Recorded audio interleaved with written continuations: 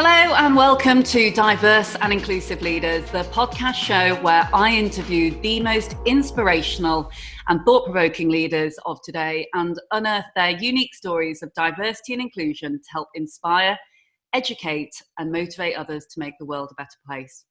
Today I am delighted to be joined by Andi Jarvis. Now, Andi is someone whom I met actually when we were both doing a public speaking session with the IOD, and I remember he was very inspirational indeed. He's now the owner and founder of Eximo Marketing, where he works as the strategy director. This is a marketing strategy consultancy which is based in Belfast and in Liverpool, and the business helps organisations to find more customer-focused, effective marketing strategies, fix underperforming parts of their campaign, and also provide training to educate and engage with their teams. Andy's originally from Bradford, and he's an award-winning marketeer, holds an MSc in marketing from Ulster University, and runs a fundraising project as well with Bernardo's called Friends of, where marketeers volunteer to provide consultants to small businesses in return for donations to the charity. Welcome to the show, Andi. Hello, thank you for having me. It's great to be here. I've listened to a number of the podcasts, and like you said, it was meeting you in Manchester was a bit of just one of those things, wasn't it? Just a lucky break that we were both there at the same time, and really good to be part and see what's happening with Dial and all the other bits you're involved with. Absolutely. No, it was a great chance meeting, and it was fantastic to hear you speak, because I think you have genuinely this warmth and charisma that kind of oozes out of you, which you're definitely a marketeer. So I mean, for everyone who perhaps hasn't yet heard of you, who is tuning into the show today, why don't you tell us a little bit, Andi, just about kind of your background in summary, but then also some of the current projects that you are working on at the moment with Eximo. Gotcha. I'll sort of briefly, as quickly as I can, take you through my career history to tell you how I got to where I am now. I actually went to university to be a PE teacher. That was my career goal when I left school. I could imagine that actually. Well, do you know, I love doing, I was a typical teenage lad. I loved playing sport. I wasn't particularly gifted, but I was all right. Cricket, football, rugby, just anything really. And I wanted to go and be a PE teacher. Did 3 years at university, and during that 3 years realised I really didn't want to do a fourth, I needed to do my PGCE. And then actually I had a bit more of an aptitude for the marketing side of sports as opposed to the science side of sports. I probably struggled with physiology and biomechanics more than I struggled with event management, leisure management, marketing, that type of thing. So I decided, actually, look, sports marketing is where I want to go. Ended up a year later working in marketing at Durham County Cricket Club. So a real brilliant crash course in event marketing. So the Durham's way, it still is these days, is to promote from within. They develop their own talent on the cricket field, mainly a lot of local lads coming through who've gone on to play for England as well. But that sort of ethos in the club ran through into the teams as well, in the offices. So a year after being there, when my manager left, I was promoted up to marketing manager. And, I'd be the first to say I probably wasn't ready for that. But the club believed in promoting from within. They supported me. And, the people there at the time, particularly Gordon Hollins and David Harker, who were the commercial director and the managing director, just supported me through that. And I spent 5 seasons there. And that kind of made my career, really. From then on, moved into working in college at Newcastle College in education for a couple of years before moving to just outside Belfast for family reasons. Worked at UTV, the ITV franchise for Northern Ireland, a couple of other jobs, but then landed into agencies, which really I found suited me. I think one of the problems I've always had is getting bored quite quickly. I love getting involved in lots of different things, and the agency world just suited me down to the ground. You'd be working on floor tiles in the morning, beer brands in the afternoon, beauty brands in the evening. It was just a real diverse kind of suite of clients. So I spent about 8 or 9 years working in agencies, working on all sorts of brilliant projects, and we were nominated for UK awards, European awards, all sorts of different stuff. And it was just brilliant. But I got to the point they were sort of very digital focused agencies. And as I was getting older and studied my MSc and started looking a little bit deeper at what marketing actually meant, I realized that marketing is quite misunderstood. Marketers are really bad at marketing themselves and their discipline. And I just felt there was a bit more to it, and started moving towards the strategic side of it instead of what we were doing, which was the delivery end of it. I actually realized the strategic end of it, and the planning and the understanding and the positioning and the market fit was actually much more interesting. The agency I was at the time wasn't the right fit to be doing more of that. And I just got to that stage, I thought, why not do it myself? So then you take the jump and go, is this the right thing? And I think everyone who started their own business will recognize those days and nights where you sat there thinking, am I doing the right thing? Walking away from a salary? Should I be doing this? What about if it doesn't work? And I was given a great piece of advice by a good friend of mine called Andy, and I'll not explain what he says in full, but it was JFDI, was his little acronym for it. And the J is just, the D is do, and the I is it. You'll work out what the F is for yourself. But I just in the end just jumped and never looked back since. It's been a phenomenal, it's coming up to 3 years now, and worked with just getting involved in things that you always hoped you would and never quite dreamed you would. So currently I'm working with a lot of, Belfast's a really thriving city and kind of hampered by a lot of the troubles of the past, but is really moving forward at a pace.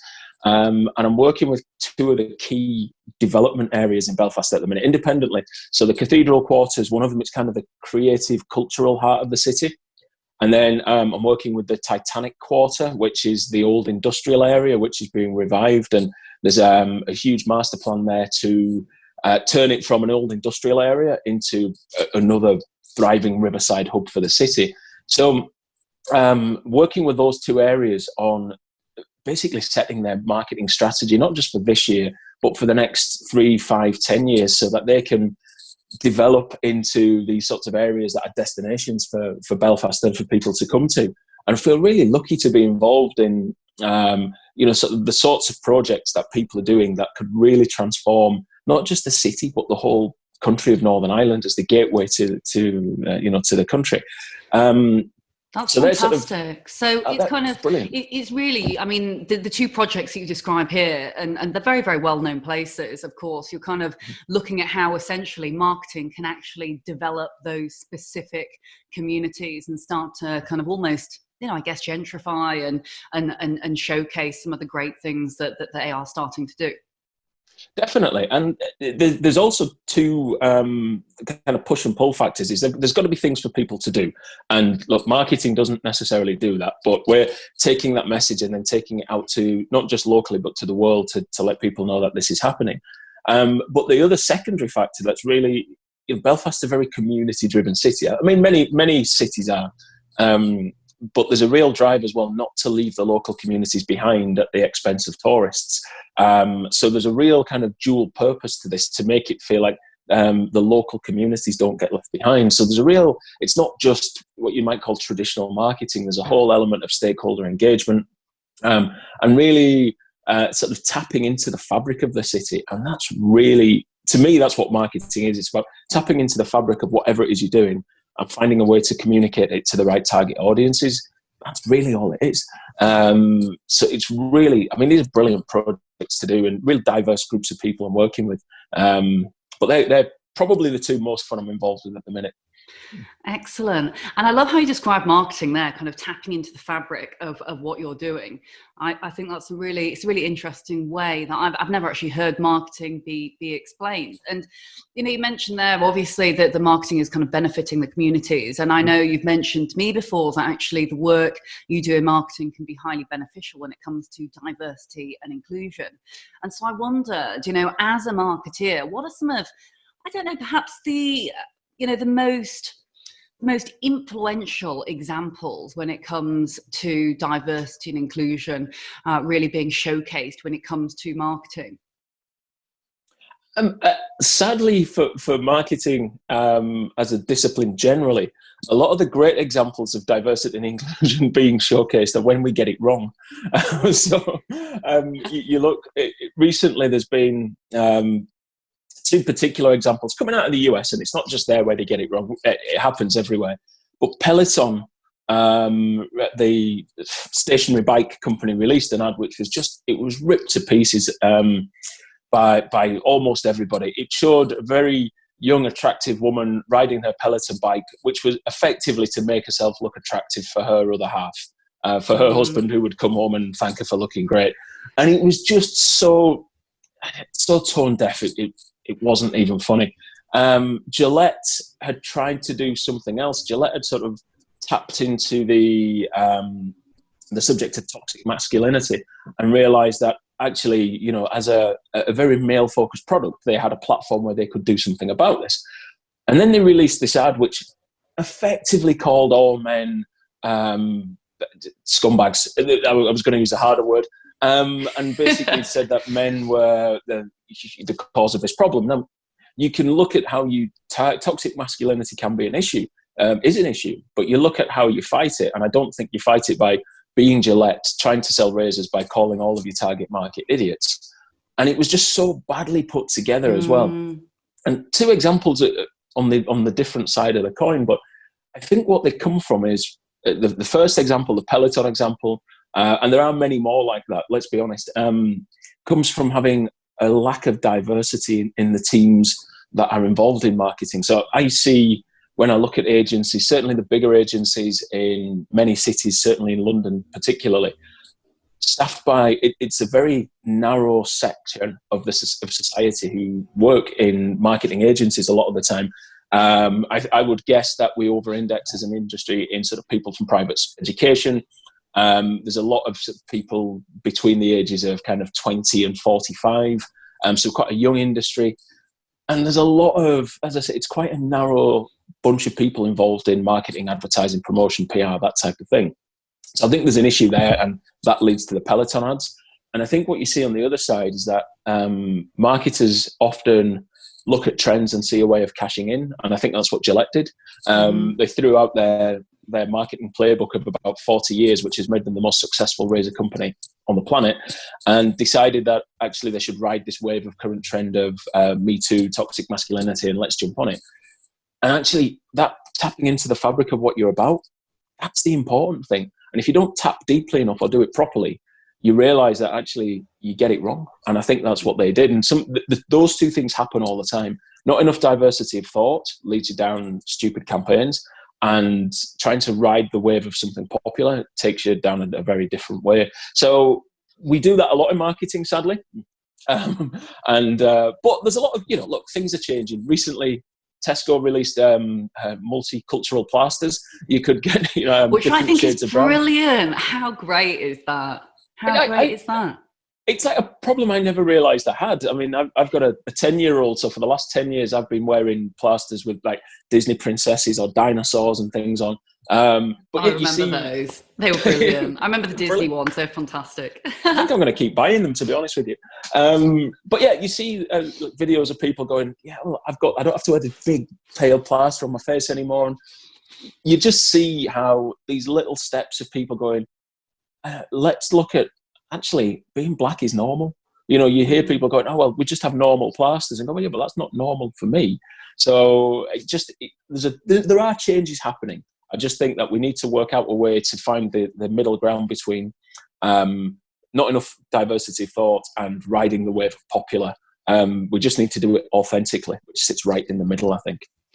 I couldn't agree more. And that's what it is. It is that diversity of thought. Because if you had, say with, the example you used there of Peloton, you had a number of females. And again, I know we are kind of making some presumptions here, but presuming that there weren't perhaps a number of females there who were part of the decision-making process, well, they would have straight away surely said, hang on a second, this is pretty old school when it comes to advertising and actually doesn't really empower women in the right way or show them in the best possible light. And so it just seems absolute madness. I mean, to me, it really is just such a basic fundamental. If these are our consumers, if these are our consumers, then why wouldn't we have a huge amount of different mindsets from that type of consumer base? I mean, it makes absolute business sense as well as ethical sense. Yeah, and look, the business case has been proven that there's reports out there. I think McKinsey have got a report out, and there's lots of others. Hard data, anecdotal data, There was also over the weekend, I noticed a group of investors have named I think they manage like $1 trillion in funds invested worldwide. Have basically named a bunch of companies who are saying you need to sort out diversity on your boards, otherwise we're going to look to start moving elsewhere. And they're not saying this because, according to the press release anyway, because they want to take a position on diversity. They're doing this because they're saying diverse boards make better decisions, and we believe our money will be in safer hands in these places where we're going to get better decisions. So I think the business case has absolutely been proven now, and I think it's, shifting mindset takes time. You look at to roll back and show my age, clunk, click, every trip for getting people putting in seatbelts on. That was there's a reason why people of a similar age will smile and go, oh yeah, I remember that. Because it was a campaign that went on for years and years and years. And the reason it did that is because behavioural change takes time. So you've just got to set the direction, set the course of travel, and just really keep going and going and going. But I think we're starting to make those steps now. Long way to go, but I'm sort of encouraged that we're starting in that direction.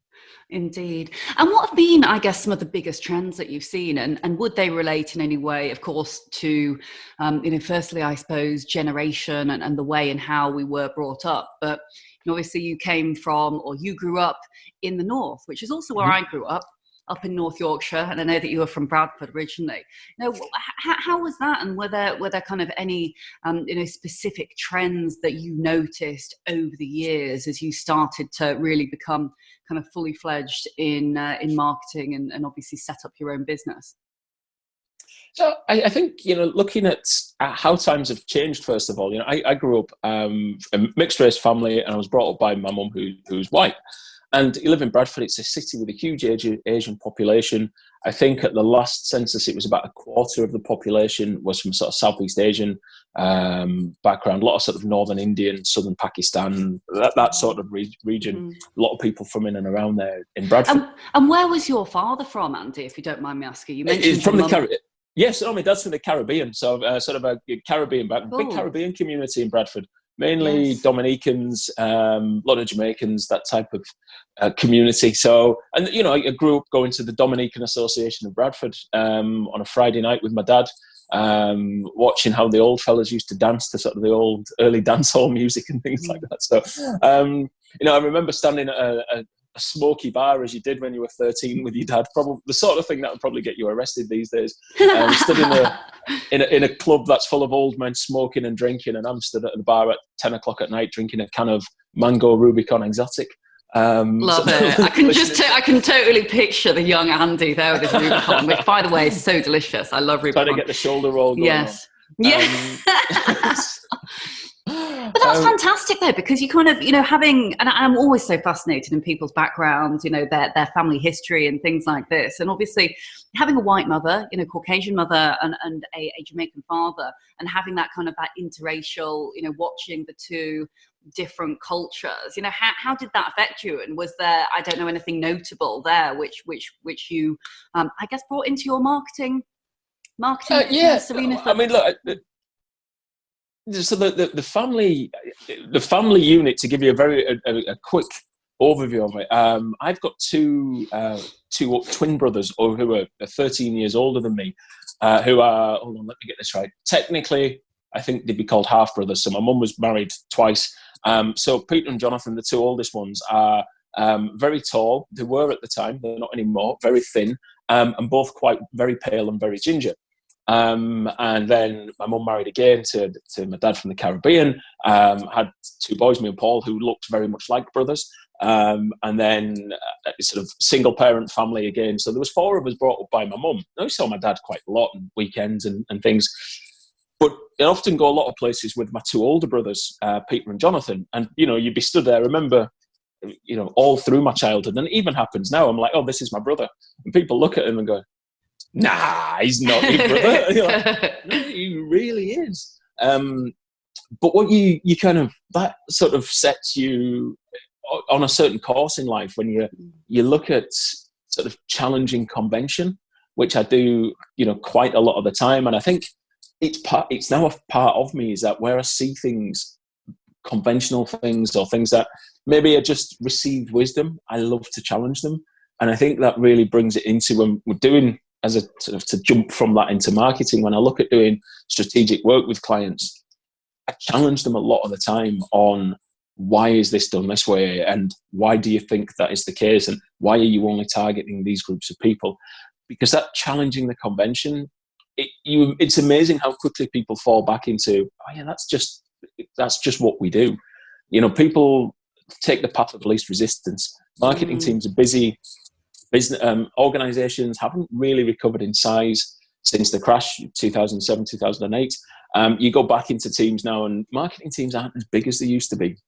So there's a lot of people doing the same amount, if not more work, and they just don't get time to think it through a lot of the time. So they just take the path of least resistance. Not a criticism, you know, everybody does it. But going in there and be able to challenge that convention and that status quo really does change my approach to marketing, really. Mm-hmm. And I guess, Andy, just before we kind of start to wrap up, I know you've heard the show before, so you've heard me kind of talk about the lightning round and such. So I think it'd be great to kind of come and ask you a couple of questions just about your thoughts around certain subjects. Before we do, what does diversity and inclusion really mean to you? Do you know, my views on this are changing, Really? and have changed over time, and I feel I'm becoming a little bit more, and I only say a little bit more, militant on the subject. In that you look at, so there's a different context, right? I spend a lot of time in Northern Ireland, when diversity and inclusion, generally speaking, means diversity, religious diversity. So there's still an issue with sort of separate communities of Protestants and Catholics as well. And also then there's a big drive on sort of gender diversity, which is pushing, and it's heading in the right direction. There's not a huge ethnic minority community in Northern Ireland. Again, it's growing. But you look at crimes against people of ethnic minority outweigh sectarian crimes in Northern Ireland, but it's not a discussion that's being had. So it means different things in different places. But I think what I'm starting to see for me is that I don't think we're doing enough at the grassroots level. So with diversity and inclusion, we look in a business context of going, all right, well, we need more women on boards, we need more female CEOs, we need more ethnic minorities and people with disabilities at board level. And you keep coming up against the same old answer, we just can't find the talent, we just employ the best people. Oh, it's just such rubbish. That frustrates me so much. And it is. No, and it is, it's really frustrating. I do think there's a bit of truth in it. But not in the way that people say it and use it as a blanket excuse. I think what they do is there's a whole range of, if you look at employment levels between sort of men and women, at a low level and an entry level into organizations, it's 50-50. But as you get to the top, it skews completely. Why? Because we're not doing enough at this level here. And you start to look, people say, well, should we have quotas and things like that? And I've never been a fan of quotas. But I think we're going to get to a stage at some point where we need to start mandating that people have to push more people through the funnel so that we get to the top. And actually, we do employ the best person for the job. And we've got an all-female panel of people coming to interview, and it's a woman, instead of having an all-male panel, it's all-female. And I just don't think we're doing enough coming up through it. And we're just looking at what's happening at the top and going, how do we change this? But I don't think you can change the top unless we work at the bottom. And that's where I don't see enough work being done. I concur. I think the bottom level, the grassroots level, like you say, yes, I think there could be more work done. That said, I think it's kind of, that mid-level almost, which is what you're saying, is ultimately we're not developing that enough. Because if you're reading the papers or you're looking at certain research reports or whatever it might be, we're talking about diverse apprenticeships, and we're talking about, looking at hiring in different ways when it comes to bringing on brand new talent. Also, likewise, at board level. I mean, the Sir John Parker review came out the other week, and they said, just when it comes to ethnicity, it's moved 0.6%. And, many of us kind of sighed and thought, oh my good God, it's going to be decades before anything changes. But, coming back to your slightly earlier point there where you were talking about Belfast, again, another point I completely concur with. In different places, diversity means often different things. And I spend probably at least 30% of my time saying, no, diversity encompasses so many different things. There is religion, there is race, there is gender, socioeconomic background, etc., etc. But, there's plenty of invisible diversities there as well. And it is not just simply about the one aspect or saying, I can't get involved in that conversation because I'm not male or I'm not female or I'm not black, white, etc. So no, I mean, some very, very valid points there. Very valid points there indeed. And just going into the lightning round, and before we kind of close off to today, I wondered, I'm going to give you 30 seconds as well, to 30, maybe a little bit more if you need. Okay. Yep, I'm ready. You ready? Challenge accepted. Ready. Okay, excellent. So, what's your secret to success? One, I don't think I'm successful yet. So that's possibly part of the secret. Stay hungry and keep working. And two, get away from work. I think I see too many people trying to replicate success by working longer and longer hours, harder and harder. And actually, I get out and I walk and I exercise and I try and eat as healthily as I can. And actually keeping yourself sharp is usually the best way to succeed. Mm-hmm. Agree. A walk in the countryside, a walk outside. It's fantastic for the mind. Brilliant for innovation, I think, as well. And what's authentic leadership to you? Oh, authentic leadership. Probably the toughest question you asked today, but I feel that being yourself is too easy to say. But there's a lot of pressure in business to conform, from the way that you dress, to the places that you go, to the cars that you drive.